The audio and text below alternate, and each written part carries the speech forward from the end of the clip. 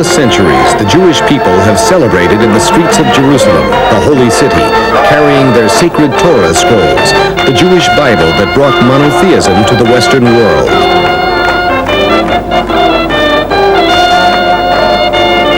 The Judaism of today and the Bible which we know were both formalized in the early centuries of a new millennium, a millennium that saw a world order in dramatic change with the advent of Christianity. Yet precisely this period, which gave foundation to the whole of Western civilization, was a void in the human story, an unrecorded chapter in the history of mankind. The darkness began to lift with the discovery of the Dead Sea Scrolls.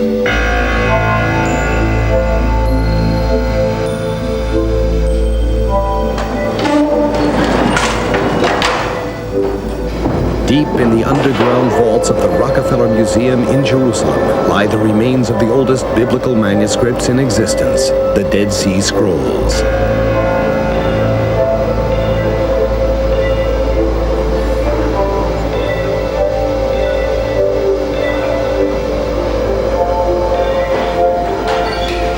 Hidden in desert caves for more than 2,000 years, many of these scrolls are now buried in the vaults of the museum. For almost half a century, they've been seen only by a handful of privileged scholars. Their story has been called the archaeological scandal of the century.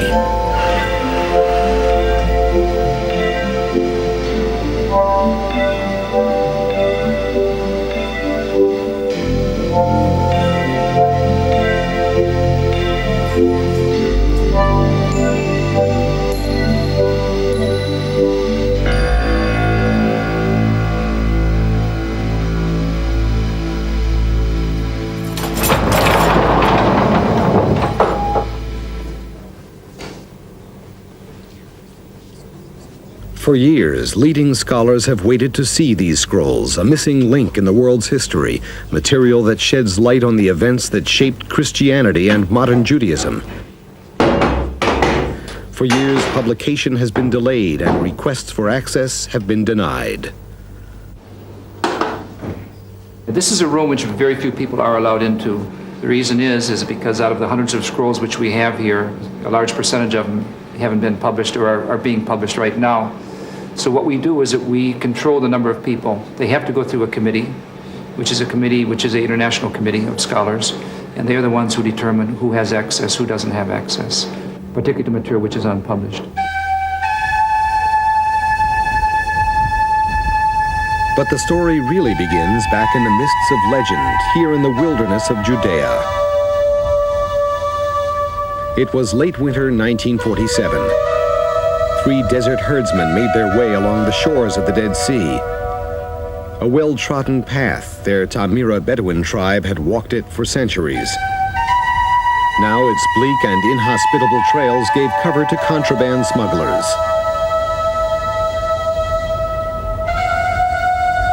While their animals grazed below, one young shepherd, Mohammed El Hamid, nicknamed the Wolf, left his companions to climb the craggy hillside of Wadi Qumran, dreaming of the forgotten store of buried treasure he knew one day he'd find. Spotting a cave opening on the steep slope above him, he threw in a large stone and was startled by the sound of breaking pottery. His heart racing, the young Bedouin managed to climb above the opening and hoist himself into the cave. His eyes, adjusting to the half-light, saw rows of mostly broken jars lined up against the wall. Scrambling to the few that remained intact, his hands drew out 3 bundles. Excited beyond belief, he left the cave only to find in his hands 3 old rolls of rotting leather. Frustration blinding him, he failed to see that his eyes were the first in 2,000 years to gaze upon perhaps the most valuable, certainly the most controversial archaeological find of the century, the Dead Sea Scrolls.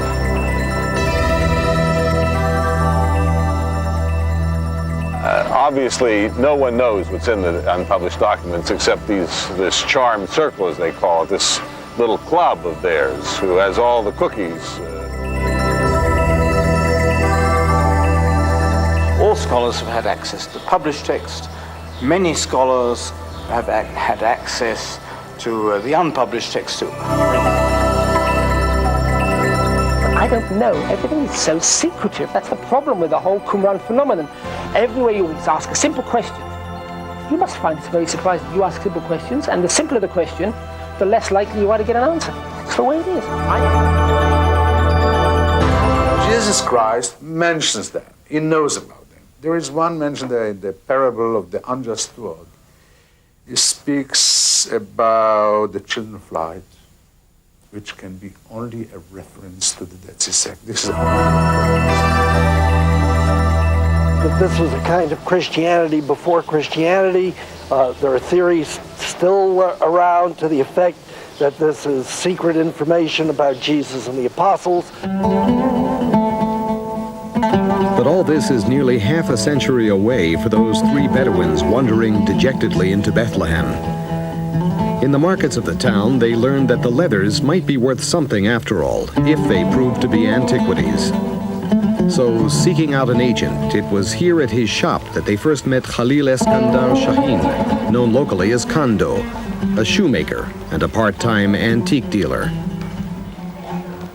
the Bedouin, it's rumored, wanted to use the scroll to repair his sandals. He wanted to make straps, leather straps. And Kando, being a professional, told him that it wouldn't do. I mean, the scrolls are very fragile and they wouldn't make good straps. But on the other hand, they can bring money. Ahlan wa sahlan, how do you do? At his house in Bethlehem, Kando wouldn't verify this rumor. In fact, for reasons of his own, he wouldn't even talk to us. But we do know that he agreed to act for the Bedouin for a modest fee. Modest, considering that antiquities trading was strictly black market. The British Mandate authorities in Palestine at that time demanded that all relics be passed on directly to them for an even more modest fee. The Bedouin returned to the desert to rummage the cave for a second time, while Kando cast around for a buyer. Some weeks later, the Bedouin came back with 4 more scrolls, but deciding to hedge their bets, they gave only one to Kando and sold the remaining 3 to a second merchant for the kingly sum of 7 Palestinian pounds. Kando, thinking the writing might be ancient Syrian script, brought his 4 scrolls to the Metropolitan of the Syrian Orthodox Church in Jerusalem, Mar Athanasius Samuel.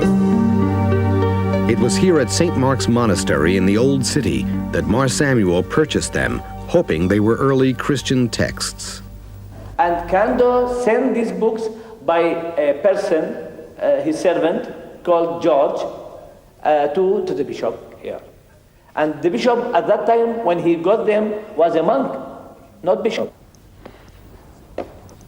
Summer and autumn passed while Mar Samuel scoured Palestine, Transjordan, and Syria, searching for someone to identify and appraise the value of his scrolls. Samuel wanted desperately to believe them genuine, but met only doubt and skepticism at every turn. This is the room where Bishop Athanasius Samuel was living as a bishop, and from here he left carrying the Dead Sea Scrolls. And carrying the Dead Sea Scrolls, he approached the École Biblique in East Jerusalem. You know, in early days, a lot of scholars just didn't believe this.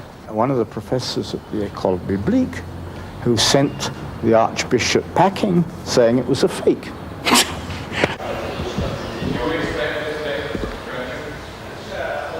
The École Biblique, the French Biblical and Archaeological School of Jerusalem, and its director, the archaeologist Father Roland Deveau, are part of the Dominican monastic order. Both play a key role later in the story of the scrolls. Also to play a central role is Catholic convert Professor John Strugnell of Harvard Divinity School. Controversy surrounded him when he led the committee of scroll editors after Father Deveau. By November 1947, the British Mandate of Palestine was turning sour. Traveling, especially in Jerusalem, was becoming a problem. The United Nations General Assembly was debating the partition of the territory between Israel and Palestine, and with tempers rising on Jewish and Arab sides, the British cordoned Jerusalem into separate zones, barbed wire fences and military passes controlling movement. On November 23rd, Elazar Sukenik, professor of archaeology at the Hebrew University, received an urgent phone call from a friend, an Armenian antique dealer from the Old City. He insisted they meet immediately. Without a pass, Professor Sukenik could not travel to the other side of the city. He took his first look at the ancient parchment through barbed wire as he listened to the story of the find. Recognizing the antiquity of the script, he determined to buy the scrolls for the university if he could see the originals. But that meant traveling to Bethlehem, deep in hostile Arab territory. Later that evening, with tensions as high inside the house as on the streets outside, the professor's son Igal came to visit. He listened spellbound to the story. But his father brought him back to earth. Should I dare to go? Yigal Yadin had just come from inspecting the flimsy defense positions around Jerusalem. As operational commander of the Haganah underground forces, he knew better than anyone else just how bad the situation really was. Yadin later wrote in his diary, "As an archaeologist, I felt the opportunity should not be missed. As a soldier, I knew precisely the dangers involved. As a son, I was torn between the two. I told him not to go."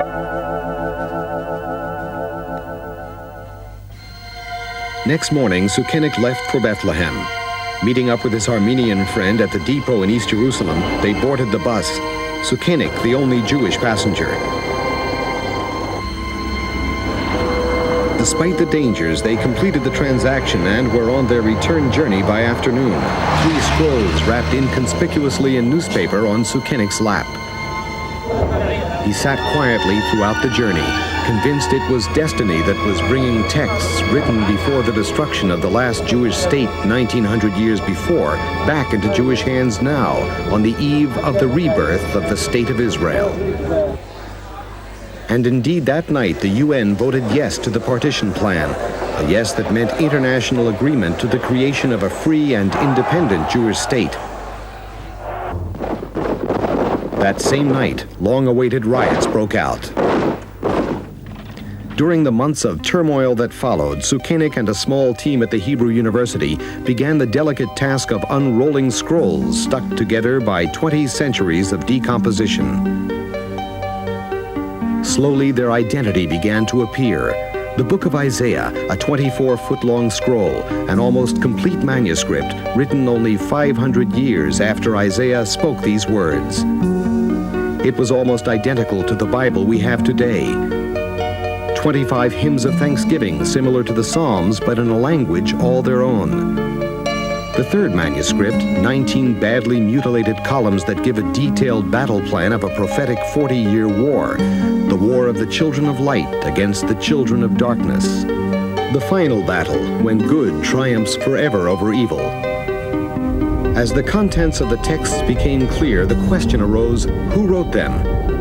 Sukenik's thoughts turned to the first-century historian Josephus Flavius, who describes an otherwise unknown Jewish sect, the Essenes. We think we know what Pharisees, Sadducees, and Essenes are, and we think our men are Essenes. And we think that Pharisees are the ancestors of current Judaism, and we think that Sadducees lived it up in Jerusalem, wine, women, and song, high priests, and that sort of thing. When the Second Temple stood in Jerusalem at the time of Jesus Christ and before, the Jewish world was split on how to interpret and practice the law and how to deal with the Romans, and before them the Greeks, whose power held sway over the land.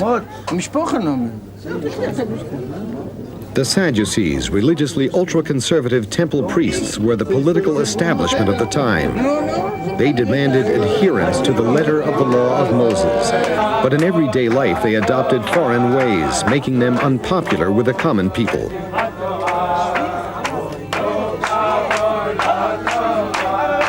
Completing the writing of a Torah scroll is a festive occasion for Jews.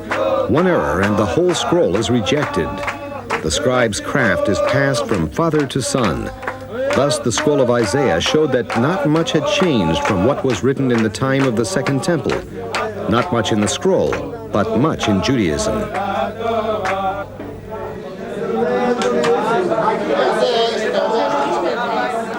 The rabbinical students in a Jerusalem yeshiva study and discuss different interpretations of the law.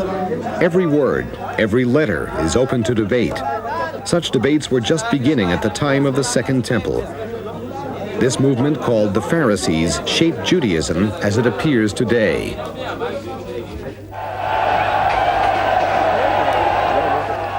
These ultra-Orthodox Jews from the Mea Shearim quarter of Jerusalem are demonstrating against the breaking of the Sabbath laws. They do not recognize the state of Israel and believe that redemption will only come with the appearance of the Messiah. In a way, more than any other modern Jews, they may resemble in their spirit of defiance and self-exclusion the ancient Essene sect. The Essenes, a highly disciplined hierarchical set of mainly celibate men, followed a solar calendar that gave them a Jewish life all their own. A 3-year probation awaited anyone wanting to join the sect.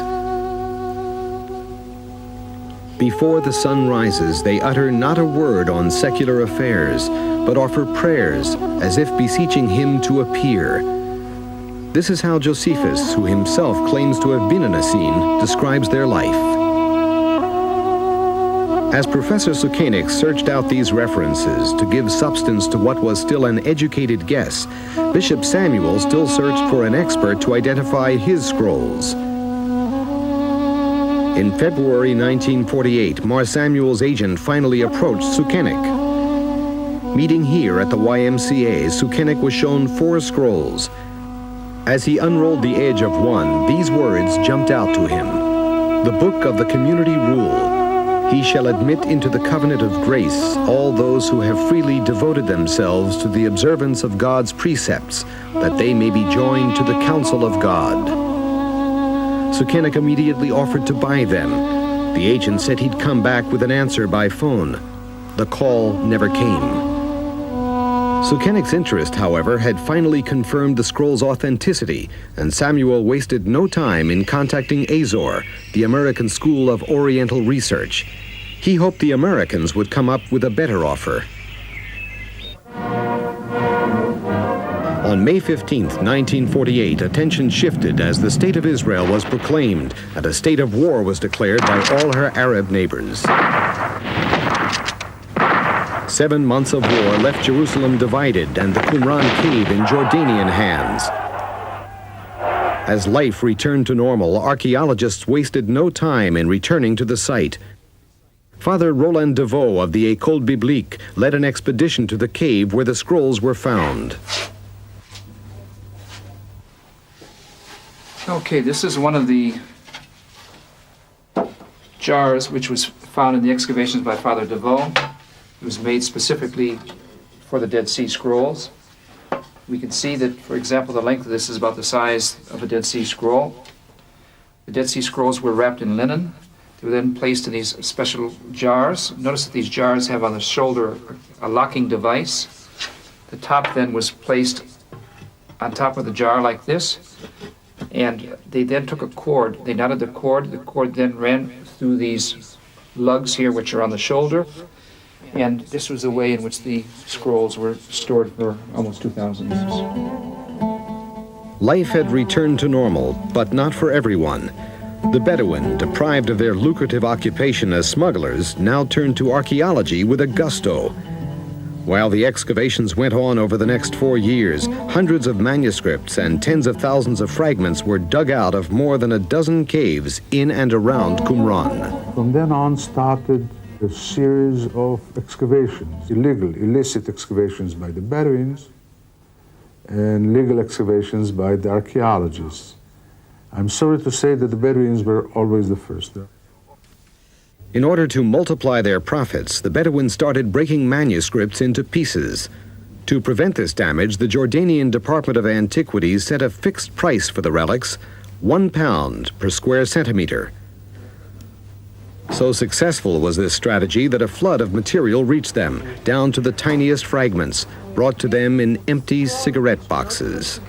The vaults of the Rockefeller Museum were full to overflowing, but the budget had run dry.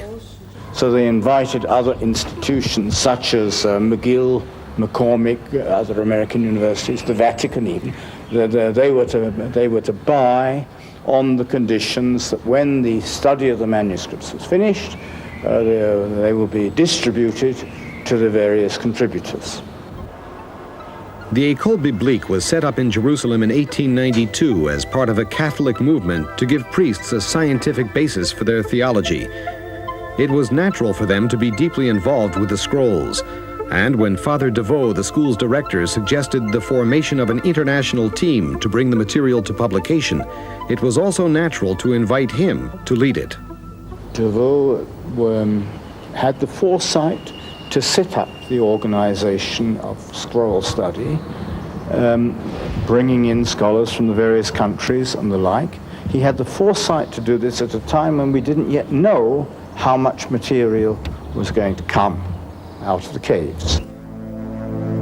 Here, half a mile below the original cave, lies Khirbet Qumran.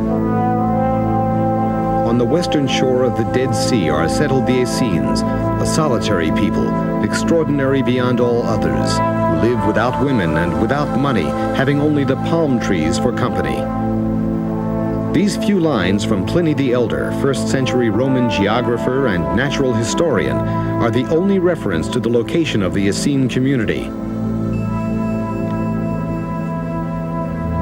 The spring of 1953 saw Father DeVoe on that same western shore of the Dead Sea at the head of the first extended excavation, a dig that would occupy him for the next 4 springs and lead him to a view of Essene life that would be debated for decades. This is one of the most interesting archaeological sites in Palestine. It's the first site where we can see the economic background where manuscripts were produced. We have the Essene community and the Essene manuscripts, and we have the Essene bakery and the pottery and everything else. The 2-month dig unearthed remains of considerable construction. It soon became clear that this was a well-established settlement. The complex consisted of more than 30 buildings, of rough stone blocks and earthen mortar. Some supported wooden second-story rooms above them. From the ruins of one such room, long since collapsed to the ground below, archaeologists reconstructed a table of mud brick and plaster. When inkwells were found, DeVoe confidently labeled this room the scriptorium, the room in which the scrolls were written. I don't think that anything was written at Qumran. You may say that this was, their library was kept there and was hidden there, or in a dire moment, other books were brought there to be put in treasury there, to be, the Hebrew word would be in a gnizah at Qumran. Gnizah, from the Hebrew word for hidden, is a burial place for sacred relics. If a Torah scroll or a relic is worn out or damaged, as in this synagogue where fire destroyed the Torah scrolls, they are placed in pots surprisingly similar to those found at Qumran. From here, the funeral procession makes its way to a full burial ceremony. In times of war or persecution, Jews would also hide holy texts in a gnizah. This has led to a belief among some scholars that the works at Qumran are a collection hidden there from advancing Roman troops.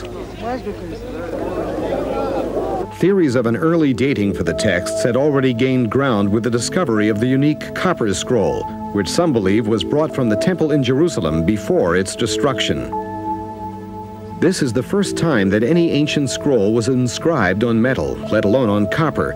But what was inscribed was a tale of gold, a tale of treasures not yet found. Centuries of oxidation made the copper scrolls too brittle to unroll. They were finally cut open strip by strip. Today housed in a museum in Amman, Jordan, they were recently rephotographed by a team from the Biblical Manuscript Center of Claremont, California. What it is, I mean, this sounds like something out of a Walt Disney or Steven Spielberg production, but it's a document that tells you where to find buried treasure. And we're talking the real stuff here, gold, silver, the stuff that would make us all rich. In the spring of 1953, Professor Sukenik died, and his son Yigal Yadin took up his father's research. The following summer, Yadin was lecturing at Johns Hopkins University at Albright's invitation. On June 1st, 1954, an advertisement in the Wall Street Journal captured his attention. The 4 Dead Sea Scrolls, biblical manuscripts dating back to at least 200 BC, are for sale. Realizing these could only be the scrolls in the possession of Mar Samuel, Yadin immediately answered the ad. Late spring saw the return to Israel of 4 more of the ancient Holy Scrolls, found by shepherds in a cave at the edge of the Dead Sea. And so Yadin closed the circle opened by his father. The final price, $250,000. In Jerusalem, Prime Minister Moshe Sharet and his Director General examined the scrolls and announced that the government would build a shrine of the book to house the entire collection, 7 in all, on the campus of the Hebrew University. The unrolling of the 2,000-year-old parchment is a painstaking job. The last of the scrolls is written in ancient Aramaic. The Dead Sea caves supply a missing chapter to the proud history of the Jews in the Holy Land.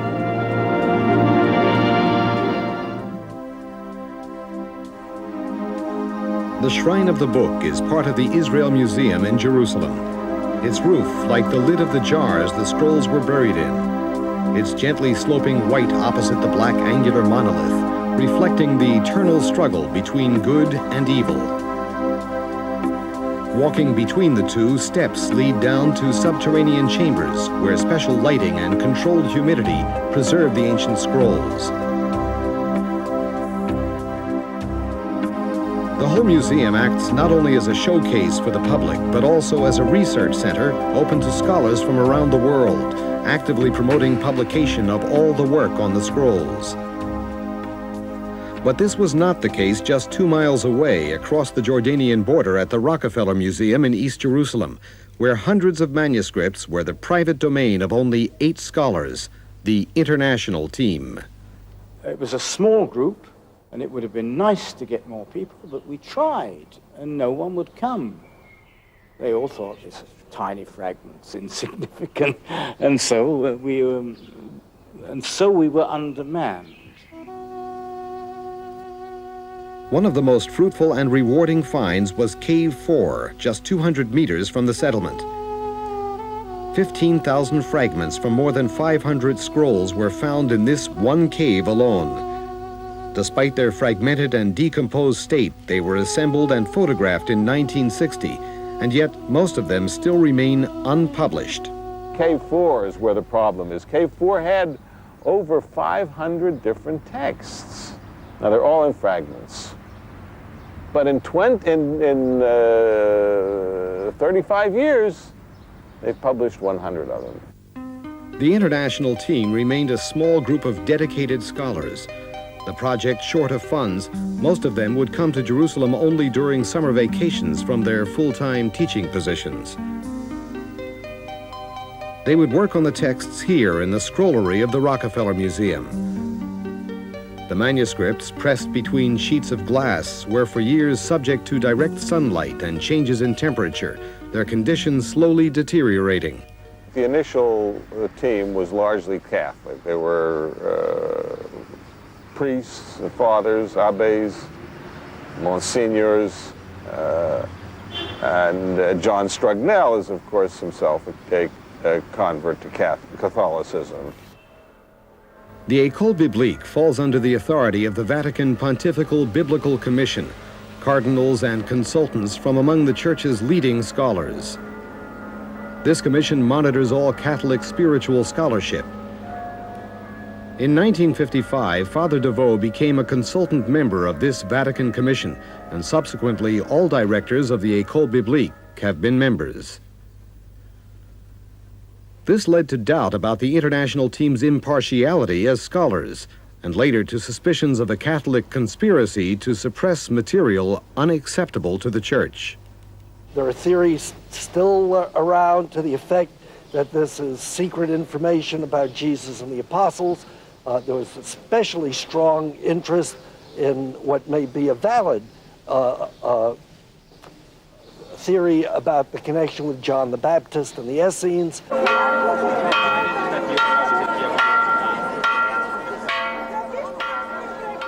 Not far from Qumran is the monastery of Ein Hajle.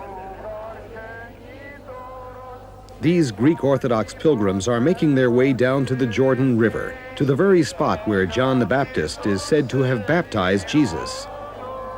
This at the very time the Qumran community flourished. As they too practiced ritual immersion, some scholars have drawn the obvious conclusion connecting John the Baptist and the early Christians to the Essenes.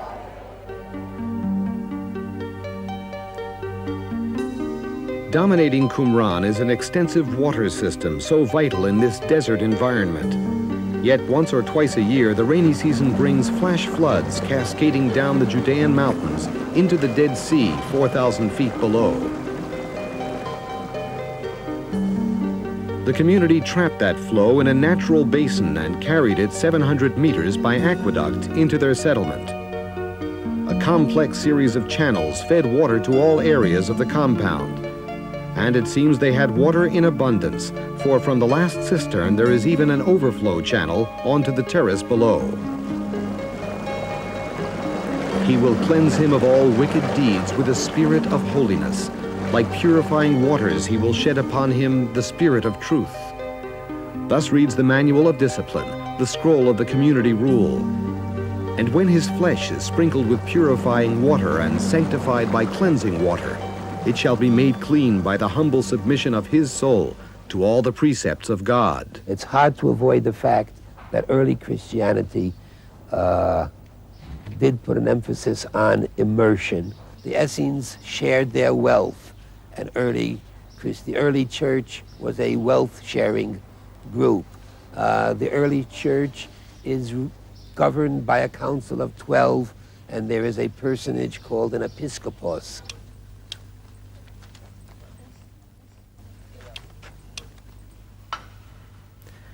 Like the community in Qumran, the early Christians withdrew to the seclusion of the deserts, to a monastic life of contemplative solitude.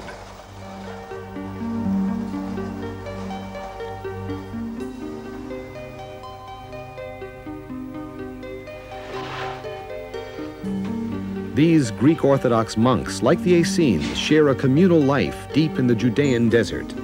Here they dedicate every action of their lives to the worship of God.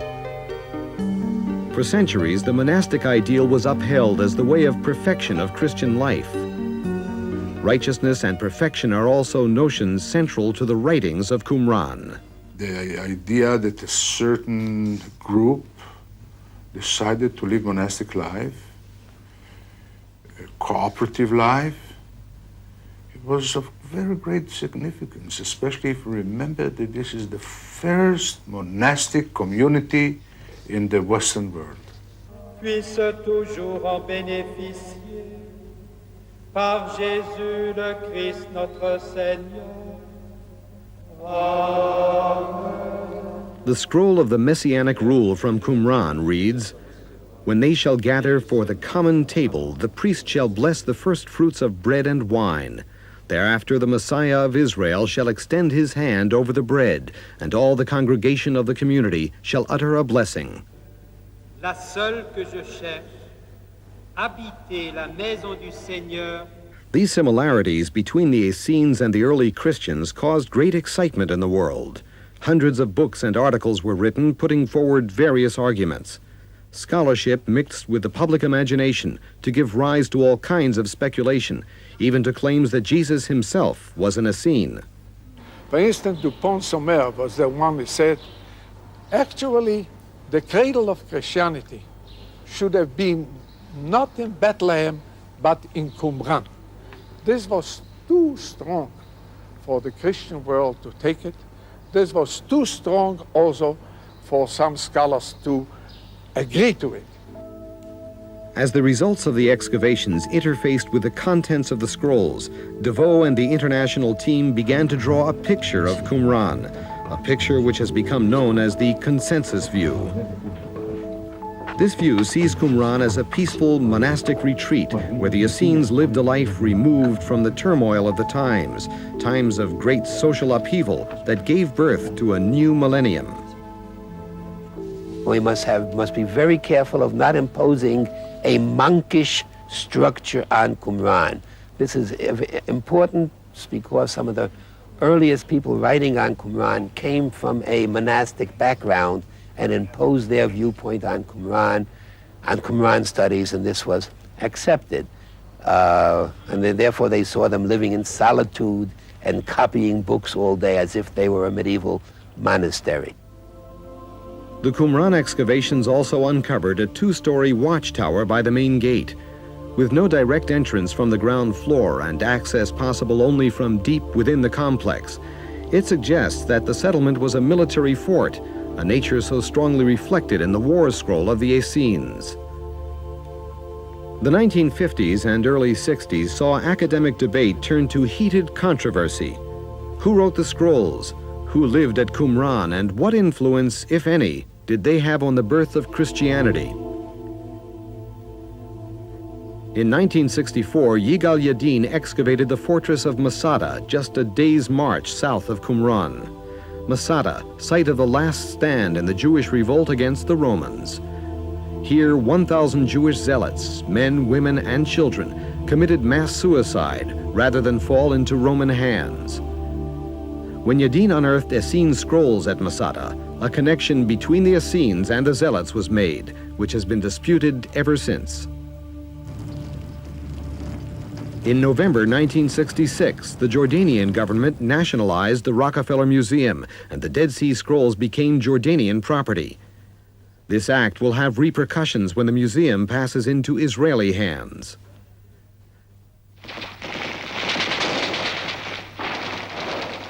In June 1967, the Six-Day War broke out. Mandelbaum Gate and its vicinity were taken.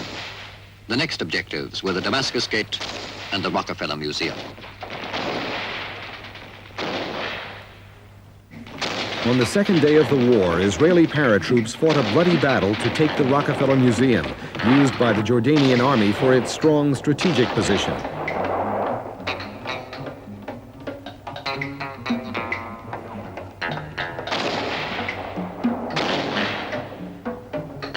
After heavy fighting, the museum fell before the Israeli advance. The Rockefeller Museum, facing the old city. Just 20 yards from here, the old city walls.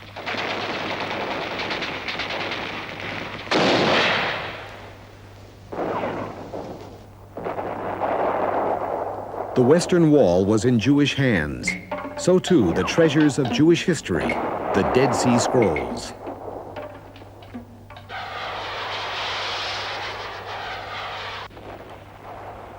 With fighting still in progress, Yigal Yadin procured a jeep and an army escort and drove down to Bethlehem.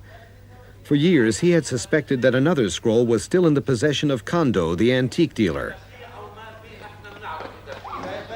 Faced by Yadin with the Israeli army behind him, Kondo unearthed the shoebox hidden under his kitchen floor.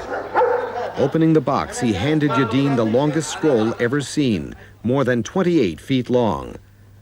The Temple Scroll, as Yadin named it, proved to be one of the oldest and most important of all the non-biblical Qumran texts.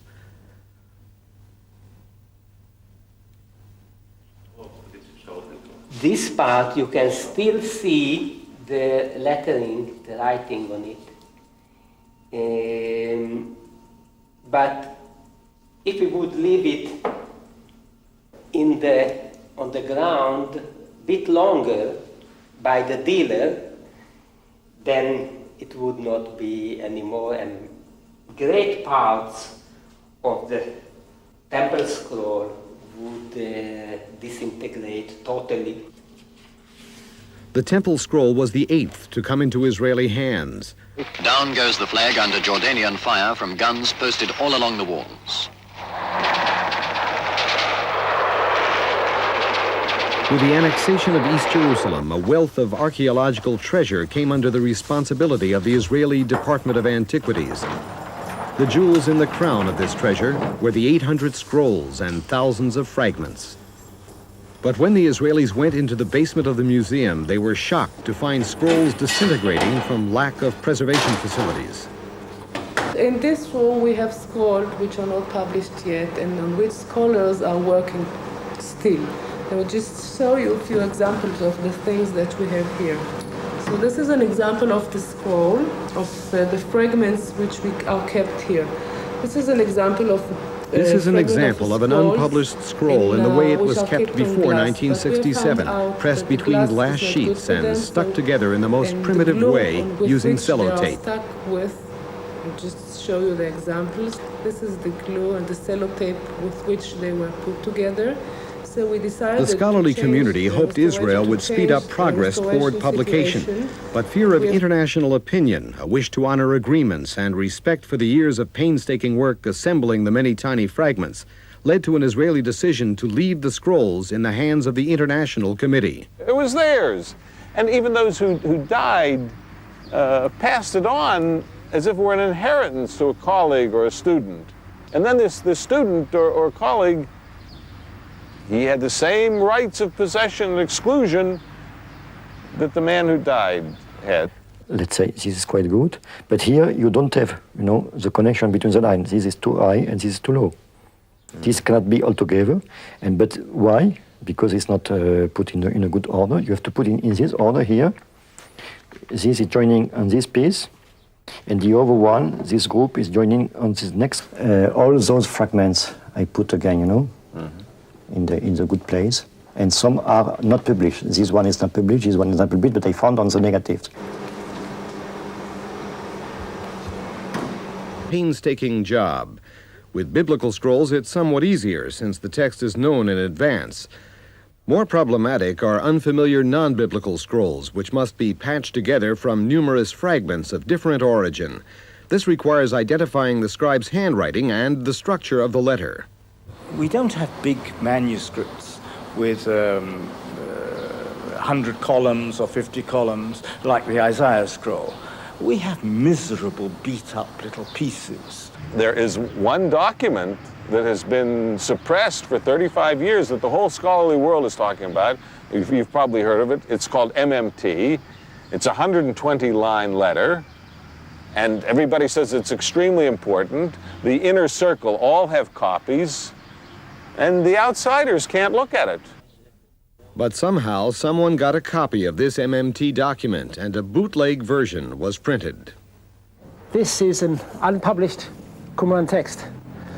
It is a text that scholars have known about for at least 5 years. We have been given rumors of it. The editors of the text have talked about it at conferences. They never let us see it. The editor of the Qumran Chronicle, a Polish scholar called Kapera, decided that since everybody was talking about this text, but nobody was able publicly to pretend that they'd actually seen it, he would cut through the hypocrisy and just publish the thing. And this is what he did. He published an unpublished text. The response of the authorities to the bootleg publication, the first challenge to the monopoly of the International Committee, was immediate and severe. They demanded that Kapera burn all copies or face punishment. It's a very important text. It was claimed to be a letter from the teacher of righteousness, who, according to many people, is the founder of the Qumran community. We can actually identify legal traditions belonging to the Sadducees, who were one of the Jewish parties at the time of Jesus, of whom the historian Josephus tells us, but about whom we know very little because we have no writings from them. This unpublished text raises so many questions once hoped to be clarified by the Dead Sea Scrolls that rather than an Essene connection, there is now an Essene confusion. I still believe that the Qumranites were very closely related to the Essenes, but they called themselves Sadducees. In the moments when they weren't whining and womening and singing. This gives more detail and complicates the picture. So I think what we're dealing with here is a foundation document which gives us a completely new perspective on the origins of the sect and requires us to reevaluate the Essene hypothesis and to ask ourselves whether we don't have here either a proof that they're not Essenes or a need to completely reevaluate the question of who the Essenes are. These words from the leading Catholic scholars must surely lay to rest once and for all any claims of a Catholic conspiracy. But what put Strugnell to rest as the chief editor of the committee was an interview given to Israeli journalist Avi Katzman. Strugnell called Judaism a horrible religion that was originally racist, a Christian heresy that should never have survived. As a convert to Catholicism, he had the convert zeal. He was more Catholic than the Pope. And in many ways, I was told this by people at the École, that his theology is to the right of theirs. As for me, as a Christian, you know, St. Paul freed us from the yoke of the law. The Israeli Department of Antiquities, long disturbed by Strugnell's personality, now took action and replaced him with his Israeli co-editor, Emmanuel The Tov. last official publication is this one, which happens to be my own volume, namely The reorganization of the whole international team began in earnest, and some 40 new scholars now race to print. Under mounting international pressure, the Department of Antiquities agreed to open all the material to the scholarly community, but the researchers must sign agreements, pledging not to publish the texts. They can be used only for their own research. Meanwhile, a deadline was set for all the editors to finish their work. According to the timetable, if I'm not mistaken, we had it is something like 1996. I would really like to be around in 1999, before the millennium, the turn of the century, and see the scrolls published in full. One scroll. Okay, this is one scroll. Look how many scrolls we have here. Behind all these difficulties lies the greatest difficulty of all, how to assemble the enormous jigsaw puzzle of tens of thousands of fragments that are the unpublished part of the Dead Sea Scrolls. Here at the Ancient Biblical Manuscript Center in Claremont, California, they believe the answer may lie in computer technology. Together with state-of-the-art companies, they are developing digitally enhanced computer imaging. With photographs of the scrolls in computer databanks, it is possible for artificial intelligence to match fragments to one another in ways impossible for the scholar working only with his hands and eyes. What we've done is we've made an outline of this piece. You see, there it is, and we rotated it, and now we're taking our outline and we're moving it up where it belongs, so we can put this fragment back where it originally fit. I have done this manually, and it took me about a better part of the day. Now you can take such fragments electronically and you can move them without moving the text itself. You can move the fragments around like it was a giant jigsaw puzzle. This is revolution. People will not imagine how we ever did it the old way, just like people say, I can't imagine what life was like before word processing or air conditioning, you know? They're going to say the same thing about the way we study ancient texts, especially Dead Sea Scrolls. While some put their faith in technology, others trust the powers of nature, hoping that the earthquakes which periodically strike the Qumran area will one day open new caves now hidden. I think I can say there are still scrolls, mostly in collapsed caves, and one day these will come to light. It'll be very exciting. As you know, every 25 years or so, the Jordan Valley is torn apart by earthquakes. And that's when I expect old closed caves to be opened.